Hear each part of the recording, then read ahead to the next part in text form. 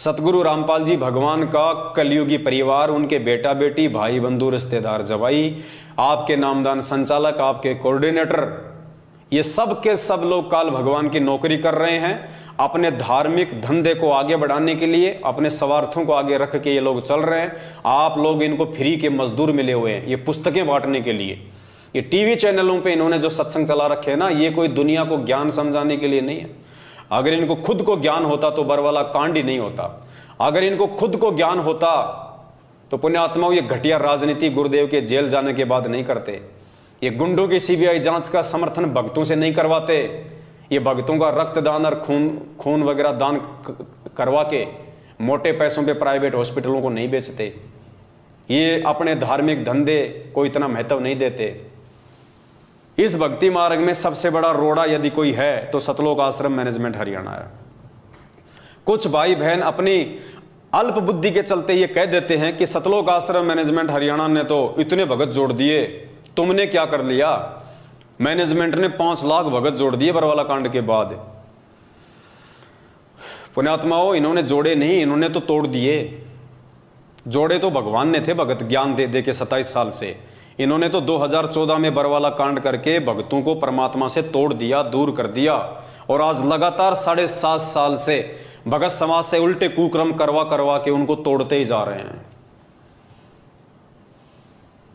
पुण्यात्माओं, विचार करो, आप जो अपने छोटी सोच से बातें बोल देते हो कि ये भगतों को जोड़ रहे हैं और कह रहे हैं इन्होंने 7 साल में 5 लाख लोग जोड़ दिए नामदान केंद्रों से।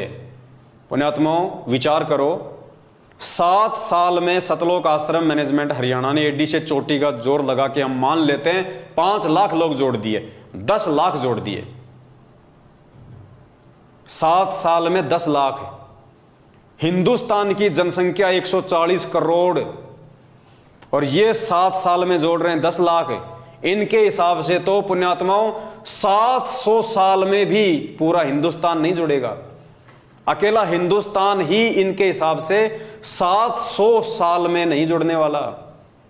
और परमात्मा ने जोड़ना थोड़े से समय में पूरी दुनिया को। तो पुण्यात्माओं, परमात्मा का मिशन इनके अनुसार चलेगा या परमात्मा के अनुसार चलेगा? ये लोग जोड़ नहीं रहे, ये तोड़ रहे हैं। अरे भगत तो परमात्मा ने बनाए थे, इन्होंने तो बिगाड़ दिया। गुरुदेव ने सत्संग में कहानी बताई। एक साधु था, पहले लोग ऐसे ही पैदल यात्रा किया करते थे। तो एक साधु लेके अपने हाथ में कमंडल और किसी दूसरे स्थान को जा रहा था। रास्ता काफी लंबा था। जंगल में उन्होंने देखा एक झोपड़ी सी बनी हुई है। साधु ने सोचा हो सकता है कोई परिवार रहता होगा, थोड़ा जलपान कर लेते हैं, 1-2 घंटा आराम कर लेते हैं, फिर आगे की यात्रा करेंगे। ये सोचकर साधु वहां चला गया। वहां जाके देखा तो वहां पे 3-4 युवा लड़के बैठे हुए थे। तो युवा लड़कों ने कहा कि आओ महाराज, आओ आओ, बैठो बैठो बैठो बैठो। तो साधु ने कहा कि भाई तुम अकेले यहाँ पे क्या कर रहे हो जंगल में? उन्होंने कहा जी हम लोग मुर्गा बना रहे हैं, मुर्गा बना रहे हैं, मुर्गा। अब साधु बेचारा भोला भाला, मांस मिट्टी से दूर था। अब उसने सोचा है भाई हमने तो सुना है कि मुर्गा तो भगवान बनाता है, ये पशु पक्षी जानवर ये योनियां तो परमात्मा बनाता है। साधु ने कहा कि साधु ने मन ही मन में सोचा कि मैंने तो सुना है कि भगवान बनाता है मुर्गा, और ये कह रहे हैं कि हम मुर्गा बना रहे हैं, तो चलो देखेंगे आज ये कैसा क्या मुर्गा बनाते हैं। तो साधु वो चमत्कार देखने के लिए वहां रुक गया। 10, 15, 20 मिनट बाद में वो लड़के एक थाली के अंदर मुर्गा डाल के लेके आए, बोटी बोटी। बोला लो महाराज, मुर्गा बन के तैयार है। तो महाराज ने सर पे 3 थप्पी मारी और कहा रे नालायको, अरे तुमने बनाया कहां, तुमने तो बिगाड़ दिया। अरे ये मुर्गा तो भगवान ने बनाया था, नालायको तुमने तो उस भगवान के बनाए गए मुर्गे को बिगाड़ दिया। साधु वहां से चल दिया। पुण्यात्मा, वो साधु तो समझदार था इसलिए वहां से चल दिया। मैं कहता हूं अगर आज की संगत अगर वहां होती तो मुर्गे की बोटी बोटी खा जाती, नहीं छोड़ती, और कहती बहुत शानदार बनाया, गजब बनाया। तो पुण्यात्माओं, उस मुर्गे की तरह इस नालायक सतलोक आश्रम मैनेजमेंट हरियाणा ने, गुरुदेव के परिवार वालों ने संगत को बिगाड़ दिया। बनाया तो भगवान ने था। अरे भगत तो भगवान ने बनाए थे 2014 से पहले। 27 साल की मेहनत से, ज्ञान दे दे के, मर्यादा में रख रख के, 5 यज्ञ आश्रम में बुला के, करवा के भगत तो भगवान ने बनाए थे। नालायकों, तुमने तो उस मुर्गे की तरह भगतों को बिगाड़ दिया। आज ये राजनीति करवा के, आरक्षणों में बैठा के इन भक्तों का ज्योति पाठ और दान का पैसा हरियाणा के जाट आरक्षण में लुटा के, आनंदपाल सिंह जैसे गैंगस्टर की सीबीआई जांच में लगा के, नालायकों, तुमने तो भगवान के बनाए गए भक्तों को बिगाड़ दिया उस मुर्गे की तरह। तो मेरा सभी समझदार भाई बहनों से मेरी विनती है, मेरी प्रार्थना है, सबसे पहली बात तो इन फर्जी नामदान केंद्रों पे ना जाइए। आप लोग साध संगति से जुड़ जाइए और देखिए उसके बाद आपको कितना आनंद आता है परमात्मा की भक्ति में। और फिर भी यदि आप इन नामदान केंद्रों पे जाना नहीं छोड़ते हैं तो उत्तराखंड की जो घटना है उससे आप लोग सबक लीजिए। और आप लोग यदि नामदान केंद्रों पे जाते हैं, आपकी बहन बेटियां जाती हैं, तो आप उनके साथ में जाइए, अकेले ना भेजिए, वरना ये मसाज कर डालेंगे। ये राक्षस लोग बैठे हैं, बाद में ना आप घर के रहोगे ना घाट के, आपकी इज्जत को सरेआम नंगा कर दिया जाएगा। और मेरे पास यदि वो वीडियो आ गया तो बची खुची जो इज्जत है फिर वो दास उगाड़ देगा, क्योंकि दास की तो ड्यूटी यही है। जो मंदबुद्धि प्राणी इतना समझाने के बाद भी, इतना बताने के बाद भी, भगवान के द्वारा इतना ज्ञान दिए जाने के बाद भी जो नीर खीर का निबेरा नहीं कर सकता, उनकी इज्जत रखने का कोई मतलब नहीं है। और एक व्यक्ति की इज्जत यदि बाजार में नीलाम हो रही है और उस नीलाम होती हुई इज्जत को देख के अगर हजारों भगत भाई बहन समझ रहे हैं, जान रहे हैं, तो पुण्यात्माओं, परमात्मा कहते हैं एक सेव को, जो गंदा सेव होता ना, उसको टोकरी से उठा के बाहर फेंकने में कोई शर्म नहीं है। तो अगर इन जैसे एक आध भक्तों की इज्जत को अगर समाज में अगर उगाड़ भी दिया जाए तो समाज समझेगा, समाज जानेगा, पहचानेगा कि वास्तव में संत रामपाल जी की आड़ में क्या खेल चल रहा है। जेल में बैठे हुए संत रामपाल जी की आड़ में बाहर ये फर्जी नामदान केंद्र खोल के अपने धार्मिक धंधे के लोग कैसे उनको बदनाम करने में लगे हुए हैं, कैसे लोग भक्तों के साथ में ऐसी ऐसी घटिया हरकतें करने में लगे हुए हैं, कैसे लोग भगत समाज की मर्यादाओं को तार तार कर रहे हैं। तो पुण्यात्माओं, समय नहीं है, विनाशकारी समय बेहद नजदीक है। बाद में रोओगे, पछताओगे। ये संदेशे बार बार नहीं मिलेंगे आपको आने वाले समय में, क्योंकि विश्व युद्ध छिड़ेगा। किसी का बाप नहीं रोक सकता विश्व युद्ध, खुद गुरुदेव भी विश्व युद्ध को नहीं रोकेंगे, क्योंकि आदरणीय गरीबदास जी महाराज जी के माध्यम से परमात्मा ने 300 साल पहले ही असुर निकंदन रमैणी में लिख दिया था, आवेगा काबुल से, आवेगा दक्खन से दीवाना काबुल का, काल किल किलियम गल है तुर्काना, किल किलियम अवतार कला, जीतन जंग झुंझुमला। ऐसा पुरुष आया कहता है गरीबदास, दिल्ली मंडल होई विलास नी कलंक राय। परमात्मा ने तीसरे विश्व युद्ध की भविष्यवाणी की हुई है। असुर निकंदन रमैणी का सरलार्थ पढ़ लेना इन चौपाइयों का, कि आवेगा दक्खन से दीवाना काबुल का, पढ़ लेना अच्छे से कान खोल के। पूरे विश्व में टहलका मचेगा, ज्यादातर मुस्लिम कंट्रियां आपस में कट के मर जाएंगी। अमेरिका, चीन और रसिया 90% इसका सत्यानाश होगा, नष्ट होगा, बचे कुचे लोगों को भारत शरण देगा। और ये सतगुरु रामपाल जी भगवान उस समय आएगा जब पूरी दुनिया में तहस नहस मच जाएगा, तहस नहस मच जाएगा। पूरे हिंदुस्तान में आर्मी शासन लागू होगा, मिलिट्री शासन लागू हो जाएगा, इमरजेंसी लग जाएगी जो सन 1984 में पंजाब में लगी थी। भयंकर स्थिति होगी, दाने दाने को लोग तरस जाएंगे, दाने दाने को। गंदी नाली में अगर कोई टुकड़ा पड़ा होगा रोटी का, अपनी जान बचाएंगे, कुत्ते की तरह उठा के खाएंगे। परमात्मा ने 1720 में जब गरीबदास जी महाराज जी आए थे, उस समय वहां पे दुर्भिक्ष पड़ा था, अकाल। और गरीबदास जी महाराज जी ने अपनी वाणी में कहा कि उस समय दिल्ली के राजाओं के क्या हाल हो गए थे। 1720 की बात है, ज्यादा लंबा इतिहास नहीं है। परमात्मा कहते हैं, शहजादे मांगत फिरें वो दिल्ली के उमराव। वो शहजादे, राजाओं के लड़के जिनको शहजादा कहा जाता है, दिल्ली के बादशाहों की औलाद, कहते हैं शहजादे मांगत फिरे वो दिल्ली के उमराव। एक एक रोटी मांगते फिरते थे वो राजाओं के लड़के, राजकुमार, शहजादे। तो गरीबदास जी ने अपनी वाणी में लिखा है, शहजादे मांगत फिरे दिल्ली के उमराव, और जिन रोटी पाई नहीं जो खाते थे नान पुलाव। जो कभी नान पुलाव खाते थे ना, जो पनीर की सब्जियां खाते थे, परमात्मा कहते हैं उस 1720 के अकाल में अनाज की इतनी शॉर्टेज आ गई, वो दिल्ली के बादशाह भी रोटी का टुकड़ा टुकड़ा मांगते थे। और उसके बाद में सन 1877 में भारत देश में जो अकाल पड़ा, अंग्रेजों ने सारा का सारा अनाज अपने देश में ले लिया, भारत में भयंकर अकाल पड़ा। 1877 में जो कंकाल देखते हैं ना, हम हॉस्पिटल में डॉक्टर लोग रखते हैं नमूने के तौर पे कंकाल, वो स्थिति हो गई थी हमारे देश की।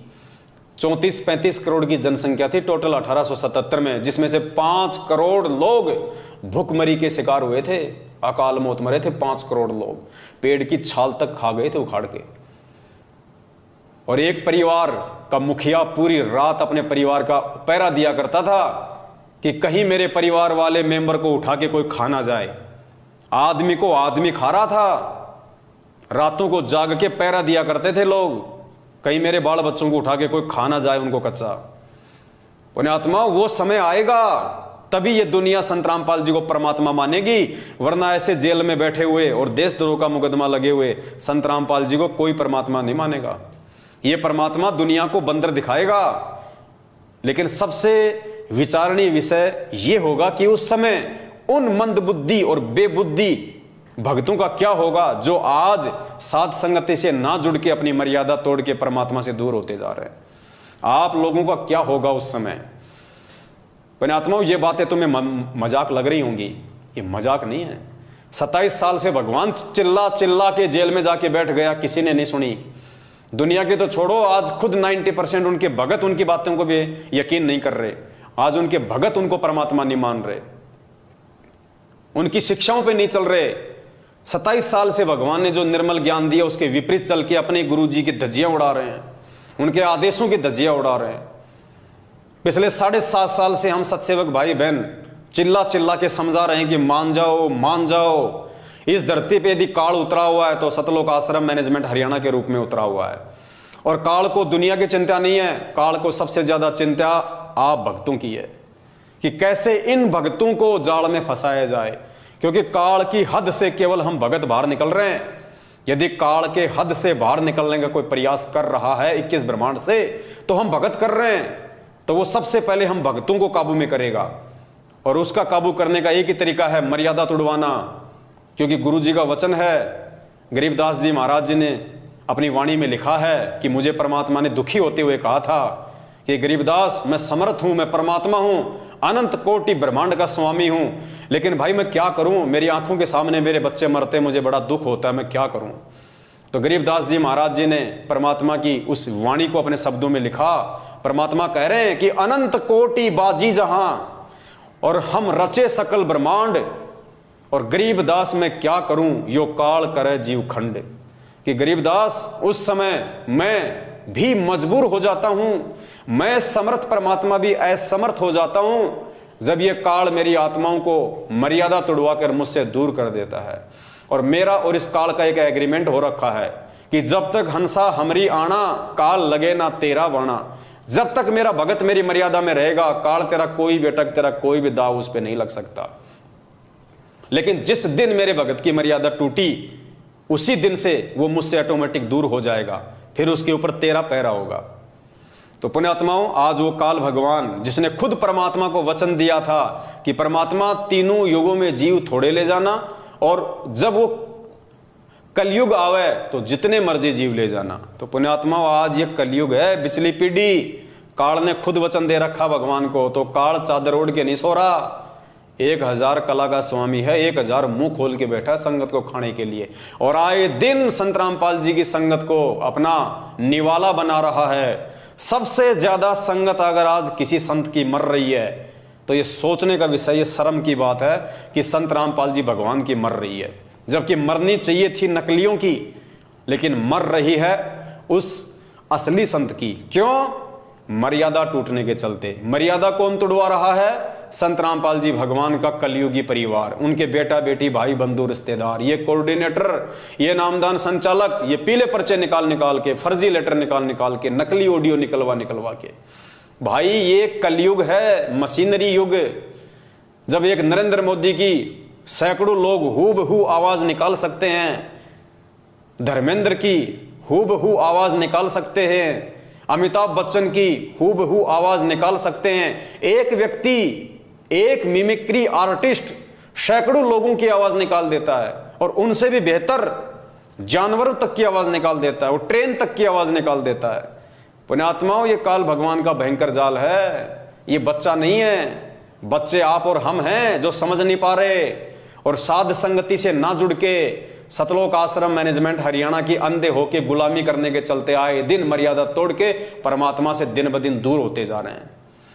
और अगर यही स्थिति रही तुम्हारी तो देखना पुण्यात्माओं, ये पीले पर्चे मीठा जहर है। तुम्हारा कोऑर्डिनेटर ये स्लो पॉइजन है, एक दिन तुम्हें निगल जाएगा। परमात्मा ने गीता अध्याय नंबर 2 श्लोक नंबर 53 या 47 पढ़ाया कि जिस प्रकार एक जलाशय गर्मी के महीने में धीरे धीरे उसका पानी कम होता जाता है, धीरे धीरे, और वो खाली हो जाता है, और खाली होते का निशान भी दिखाई नहीं देता। ठीक इसी प्रकार पुण्यात्माओं, ये सतलोक आश्रम मैनेजमेंट हरियाणा तुम्हारे को परमपिता परमेश्वर के आदेशों की आड़ में जो मीठा जहर पिला रहा है, राजनीति का, आरक्षणबाजी का, रक्तदान का, देहदान का, गैंगस्टरों की सीबीआई जांच का, ज्योति का, पाठ का, पुण्यात्माओं ये स्लो पॉइजन है। और ये स्लो पॉइजन एक दिन तुम्हारी नसों में इस कदर बैठ जाएगा, तुम स्वतः ही स्थिर हो जाओगे। तुम ना घर के रहोगे ना घाट के, और फिर कभी ना कभी काल भगवान के कहर का शिकार हो जाओगे, और पीछे से तुम्हारे नाम का एक पीला पर्चा निकाल दिया जाएगा, सतलोक चला गया, सतलोक चला गया, परमात्मा की आत्मा सतलोक चली गई। एक्सीडेंट में मर जाए वो भी सतलोक, नहर में कूद के मर जाए वो भी सतलोक, दोनों पति पत्नी लड़ाई झगड़ा करके मर जाएं वो भी सतलोक। अरे फिर भक्ति की जरूरत क्या है, फिर तो दुनिया मर रही है, वो भी सतलोक ही जारी होगी सीधी। पुण्यात्मा कुछ नहीं है, किसी का कुछ नहीं बिगड़ेगा, सिर्फ तुम लोग अपना बिगाड़ लोगे। अभी समय है तुम लोगों के पास में, परमात्मा ने बहुत बड़ी मेहर कर रखी है संगत में। जो अच्छी आत्मा है उनके लिए परमात्मा ने एक ऑप्शन दे रखा है साध संगति का। देखो ये काल भगवान का कितना भयंकर तांडव है। उस परम संत को देशद्रोह का मुकदमा लगवा के देश और दुनिया में उसको बदनाम करवा दिया ताकि कोई उसके सत्संग ही ना सुने। आज गुरुजी के नाम से यानी संत रामपाल नाम से दुनिया को इतनी नफरत है, नाम सुनते ही उनको 11,000 वोल्ट का झटका लगता है। इतना बदनाम करवा दिया काल भगवान ने अपनी साजिश के तहत कि कोई उसके विचार ना सुन ले, कोई उसके सत्संग ना सुन ले, क्योंकि काल को पता है कि इसके सत्संगों में दम है, इसके विचारों में दम है। और जिस व्यक्ति ने संत रामपाल जी के विचार सुन लिए, सत्संग सुन लिए, तो आत्मा तो परमात्मा की वो फड़क जाएगी और मेरे जाल से बाहर निकल जाएगी, भगवान की शरण में आ जाएगी, मेरा निवाड़ा मेरे मुख से निकल जाएगा। तो पुण्यात्माओं इंटरनेशनल स्तर पे यानी सामाजिक स्तर पे तो उसने परमात्मा को बदनाम करवा के और साइड में कर दिया, देशद्रोह का मुकदमा लगवा के। अब संगत में कोई ना समझ ले वास्तव में परमात्मा के सत्संगों को, परमात्मा के सत्संगों के सार को, इन शब्दों के सार को, गूढ़ रहस्यों को जो गुरु जी को परमात्मा साबित करते हैं, इस दास को उसने गुरुद्रोही घोषित करवा दिया। और आज इस पवन दास का नाम संगत में उतना ही बदनाम है, लोग उतनी ही नफरत करते हैं संगत वाले इस पवन दास नाम से जितनी जगत वाले संत रामपाल नाम से नफरत करते हैं। उन पे देशद्रोह का मुकदमा, मेरे ऊपर गुरुद्रोही का तमगा। लोग उनके सत्संग तक नहीं सुनते, इतनी नफरत करते हैं। संगत वाले मेरे वीडियो तक देखने से डरते हैं, इतनी नफरत करते हैं। ये काल भगवान का भयंकर षड्यंत्र है। और जिस जिस आत्मा ने षड्यंत्र को समझ लिया, इस जाल को तोड़ दिया, पुण्यात्माओं, उसी का मोक्ष संभव है। ये बहुत भयंकर साजिश है काल भगवान की। तुम्हें बाद में पता चलेगा, जरूर पता चलेगा, यदि तुम जीवित रहे तो। अगर जीवित रहे तो तुम्हें इस हकीकत का भी पता चलेगा, यह सच्चाई भी सामने आएगी। लेकिन उस समय फायदा कुछ नहीं होगा, उस समय 0/0 फायदा। फायदा आज है अगर समझ जाओ तो, बाद में तो सिवाय पश्चाताप के आंसू बहाने के कुछ भी शेष नहीं रहेगा। इसलिए दास की विनती है, मैं तुम्हारा दुश्मन नहीं हूं भाई, मैं तुम्हारा भाई हूं। मैंने कभी भी तुम्हारा बुरा नहीं सोचा है, ना सोचूंगा, ना सोच सकता, क्योंकि ये परमात्मा की मर्यादाओं में है। एक शत्रु एक मित्र है, भूल पड़ी रे प्राण, यम की नगरी जाएगा शब्द हमारा मान। तो मैं परमात्मा को दुखी नहीं करना चाहता, मैं आप लोगों की दुर्भावनाओं का शिकार नहीं होना चाहता। जबरदस्ती यदि आप मुझे अपनी दुर्भावनाओं का शिकार बनाओ तो इसमें मेरा कोई दोष नहीं है, ना मुझे कोई हानि हो सकती है। इसलिए मेरी आप सभी भाई बहनों से हाथ जोड़ के विनती है, आप जितने भी सतलोक आश्रम मैनेजमेंट हरियाणा के पीछे चल रहे हैं, पुण्यात्माओं आंखें खोलो। और परमात्मा कहते हैं, कहे कबीर सोए जन मेरा, जो नीर खीर का करे निबेरा। गुरुदेव कहते हैं, मेरा असली भगत वो है जो सही और गलत दोनों में से सही की पहचान कर लेगा। तो पुण्यात्माओं, तुम्हारे को तो सही देखने भी नहीं दिया जा रहा, सही बात को तो तुम्हारे हाथ भी नहीं लगने दिए जा रहे। तुम मैनेजमेंट की भी सुनो, इस पवन दास की वीडियो भी देखो और फिर निर्णय करो। वो होता है जज, वो होता है असली भगत। जब तुम्हारे सामने दूसरे पक्ष को रखने नहीं दिया जा रहा, तुम्हारे सामने दूसरे पक्ष को लाने नहीं दिया जा रहा, उससे पहले तुम्हें डरा दिया जाता है कि तुम्हारा नाम खंड हो जाएगा, तुम्हारा नाम खंड हो जाएगा, तो एक पक्ष को देख के तुम निर्णय क्या करोगे? अरे कोर्ट में जो जज बैठता है, जब तक उसके सामने दोनों पक्षों को नहीं रखा जाएगा, दोनों पक्ष के वकील अपनी अपनी दलीलें पेश नहीं करेंगे, तब तक वो जज क्या निर्णय करेगा कि क्या सही है और क्या गलत है। तो पुण्यात्माओं, तुम्हारे सामने तो केवल एक पक्ष जो है वो खड़ा किया जा रहा है। पीले पर्चे, गुरु जी का आदेश, डर भय कि दूसरे पक्ष को देख लिया, साध संगत के वीडियो देख लिए, पवन दास के वीडियो देख लिए तो नाम खंड हो जाएगा, नाम खंड हो जाएगा, परमात्मा से दूर हो जाओगे। तुम्हें तो दूसरा पक्ष देखने से पहले ही डराया जा रहा है, तो तुम जज की भूमिका कहां से निभाओगे? परमात्मा के वचन क्या कह रहे हैं, तुम्हारे से क्या करवाया जा रहा है? और खुद ये परमात्मा अगर दुनिया भर के नकली संतों के ऑडियो वीडियो सत्संग हमें ना दिखाता, ये दुनिया भर के शास्त्र हमारे को ना दिखाता, तो हम भी तो पहले किसी न किसी गुरु की शरण में थे। हम कैसे वहां से छूट के आते अगर हमें दूसरा पक्ष ना दिखाया जाता सतगुरुदेव के द्वारा? तो पुण्यात्माओं, जब तक तुम ये पवन दास वाला पक्ष, ये साध संगति वाले वीडियो नहीं देखोगे, तुम जिंदगी में भगत नहीं बन सकते, तुम जिंदगी में सत्य और असत्य का निबेरा नहीं कर सकते। पुण्यात्माओं, ये महाभारत के बाद आपने जो भविष्यवाणी पढ़ी है ना कि महाभारत के बाद एक और महाभारत होगा, ये है वो असली महाभारत। सतगुरु रामपाल जी भगवान की संगत में ये है वो असली महाभारत, सतसेवक वर्सेस मैनेजमेंट। और इस महाभारत में जिस व्यक्ति ने भीष्म, कर्ण और द्रोणाचार्य की भूमिका निभाई, उसका बक्कल उतरेगा, बक्कल आए दिन उतर रहा है। और जिसने इसमें धर्म युद्ध में विदुर की भूमिका निभाई, परमात्मा उसकी रक्षा करेगा। तो ये निर्णय आप लोगों के ऊपर है। मैं तो 7 साल से भोंक ही रहा हूं, आगे भी भोंकता रहूंगा जब तक परमात्मा का आदेश होगा। और आप सभी भाई बहनों से हाथ जोड़ के पुनः निवेदन करता हूं, पुण्यात्माओं, छोटा भाई समझ के, अरे चलो ये सोच लो मेरे वीडियो देखने से तुम्हारा नाम खंड होता है, अरे तो नाम तो तुम फिर भी शुद्ध करवा लेना। वैसे भी तो महीने में एक बार तो तुम शुद्ध करवाते ही हो। ये तो है नहीं कि तुम मर्यादा में हो, मर्यादा तो सबकी टूटी हुई है।